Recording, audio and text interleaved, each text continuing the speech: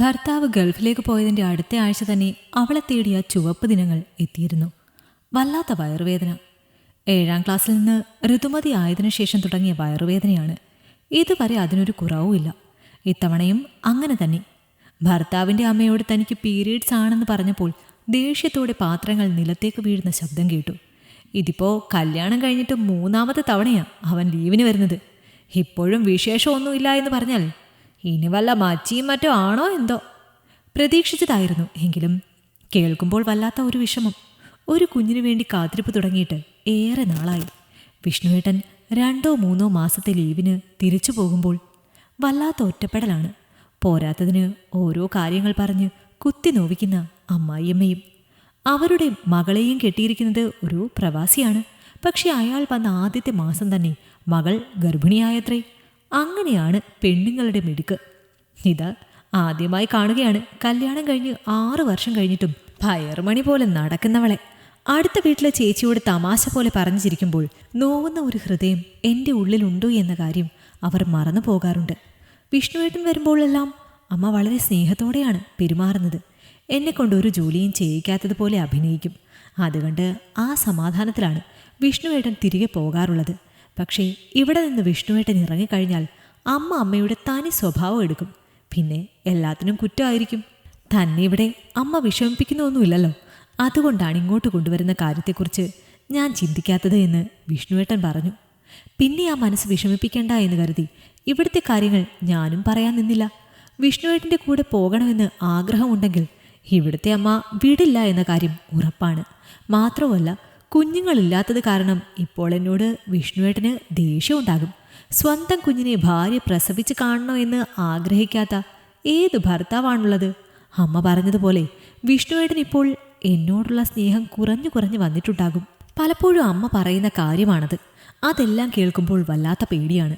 ഇത്തവണ വിഷ്ണുവേട്ടൻ വന്നപ്പോൾ നമുക്കൊരു കുഞ്ഞു വേണം, ഏതെങ്കിലും ഡോക്ടറെ പോയി കാണാമെന്ന് ഞാൻ പറഞ്ഞിരുന്നു. കുഴപ്പമൊന്നും ഉണ്ടാകില്ലടോ, നമുക്ക് കുഞ്ഞിനെ ദൈവം സമയമാകുമ്പോൾ തരൂ എന്ന് പറഞ്ഞ് എൻ്റെ വാ അടയ്ക്കുകയാണുണ്ടായത്. വിഷ്ണുവേട്ടൻ പോകുന്നതിനും 2 ദിവസം മുമ്പായിരുന്നു എൻ്റെ പീരീഡ്സ് ഡേറ്റ്. പക്ഷെ അന്ന് പീരീഡ്സ് വരാത്തതുകൊണ്ട് ഒത്തിരി സന്തോഷിച്ചു. ദൈവം എൻ്റെ പ്രാർത്ഥന കേട്ടു എന്നാണ് കരുതിയത്. അങ്ങനെ ഇരിക്കുമ്പോഴാണ് ഇപ്പോൾ വീണ്ടും ചുവന്ന ദിനങ്ങൾ വിരുന്നെത്തിയത്.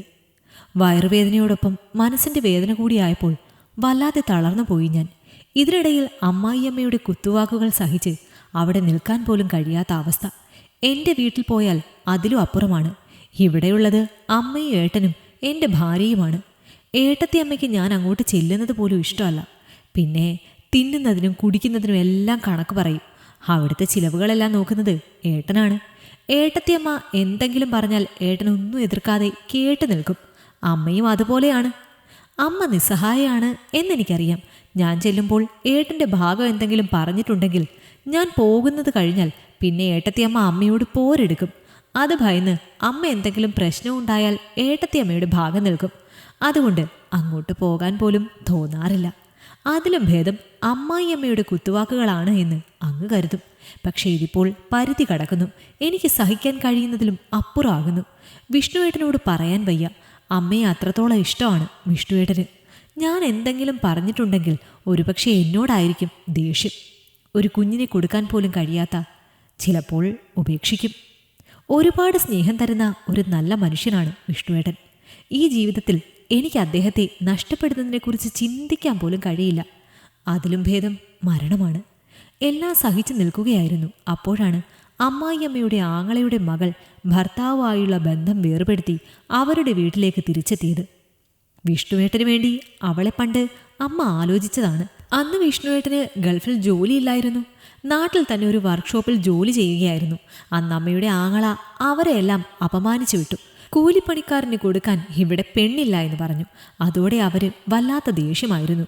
അത് കഴിഞ്ഞ ഉടനെ ആ പെൺകുട്ടിയെ വലിയൊരു ബാങ്ക് ഉദ്യോഗസ്ഥന് കല്യാണം കഴിച്ചു കൊടുത്തു. പക്ഷെ ആ ജീവിതം എവിടെയും എത്തിയില്ല.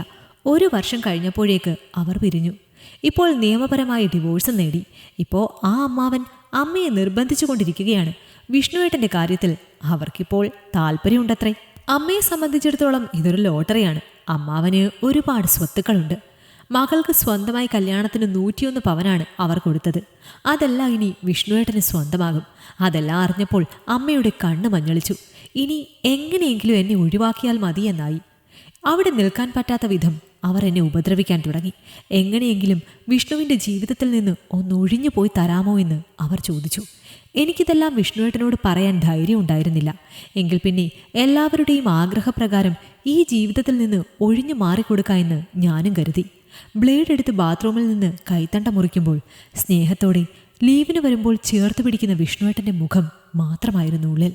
കൂടെ ജീവിച്ച് കൊതി തീർന്നില്ല. പക്ഷേ എൻ്റെ മുന്നിൽ വേറെ മാർഗം ഉണ്ടായിരുന്നില്ല. കണ്ണു തുറക്കുമ്പോൾ മുന്നിൽ വിഷ്ണുവേട്ടനുണ്ടായിരുന്നു. ഞാൻ മരിച്ചില്ല എന്ന് അപ്പോഴാണ് മനസ്സിലായത്. വിഷ്ണുവേട്ടൻ്റെ കണ്ണുകളെല്ലാം ചുവന്നിരിക്കുന്നുണ്ടായിരുന്നു. ഞാൻ കണ്ണു തുറന്നതും എന്നെ ഒരുപാട് ദേഷ്യത്തോടെ ചീത്ത പറഞ്ഞു. അമ്മ വിഷ്ണുവേട്ടനെ കൊണ്ട് ആര്യ ചേച്ചിയെ വിവാഹം കഴിപ്പിക്കുമെന്ന് പറഞ്ഞപ്പോൾ എനിക്ക് അത്രയും പറഞ്ഞപ്പോഴേക്ക് വിഷ്ണുവേട്ടൻ എന്നെ കെട്ടിപ്പിടിച്ചു. അങ്ങനെ ആരെങ്കിലും പറഞ്ഞാൽ ഞാൻ നിന്നെ ഉപേക്ഷിക്കുമെന്ന് നീ വിശ്വസിച്ചോ? വിഷ്ണുവിൻ്റെ ജീവിതത്തിൽ ഒരു പെണ്ണുണ്ടെങ്കിൽ അത് നീതു മാത്രമാണ്. അത് മാത്രം കേട്ടാൽ മതിയായിരുന്നു എനിക്ക്. വിഷ്ണുവേട്ടൻ പോകുന്നതിന് മുമ്പ് തന്നെ എൻ്റെ പാസ്പോർട്ട് റെഡിയാക്കി. പോയി 1 മാസത്തിനുള്ളിൽ എന്നെ അങ്ങോട്ട് കൊണ്ടുപോയി. ഇപ്പോൾ ഞങ്ങൾ രണ്ടുപേരും ദുബായിൽ 8 മാസത്തിനു ശേഷം ഞങ്ങളുടെ ജീവിതത്തിലേക്ക് വരുന്ന അതിഥിയെ കാത്തിരിക്കുകയാണ്. ഈ കഥ നിങ്ങൾക്കിഷ്ടമായെങ്കിൽ ലൈക്ക് ചെയ്യൂ.